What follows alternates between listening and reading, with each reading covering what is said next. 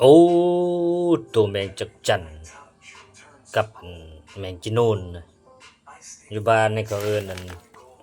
แมงอันซิงแหง่เด้อันนี้โอ้บักหลายๆเลย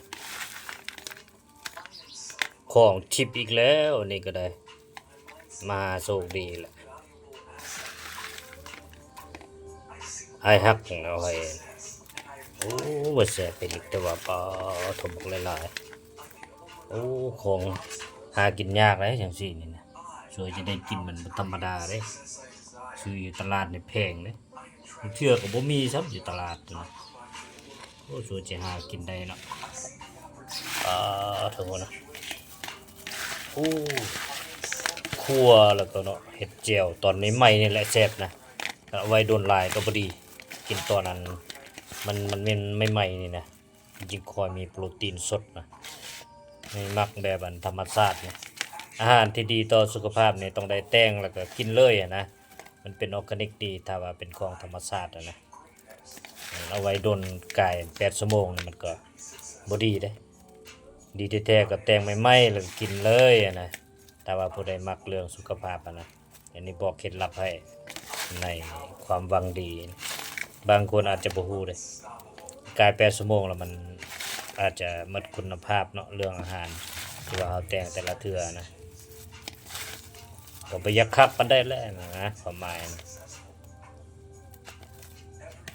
โอ้ตอนใหม่ๆนี่นะครับนี่นะโอ้บ่ายข้าวเหนียวกินเนาะโอ้โอ้เป็นตาสะอ่อนเว้ยโอ้ตัวจะได้กินมันบ่แม่นของง่ายเด้นี่ๆนะคักแล้วถือว่าโอ้กินตัวละคำตัวนี่โอ้คือจิคักเลยว่ะใหม่ๆสดๆร้อนๆได้นี่นะเมื่อคืนนี่ตัวไปไต่นี่นะเห็นเราย่างไปไต่อยู่เมื่อคืนนี่นะโอ้เราใจดีแท้เอาให้หลายเด้อว่ะโอ้ยขอบใจหลายเด้ออาหารคือพระเจ้าเด้อครับว่าที่กินไปได้ไปเป็นจิตวิญญาณในอาหารเนี่ยกินไปเป็นความรู้สึกนึกคิดสติปัญญาเนี่ยอาหารนี่แหละพี่น้องปองไปเอากินอาหารดีมันก็ปัญญาดีนี่แหละนี่บอกเคล็ดลับให้นี่นะ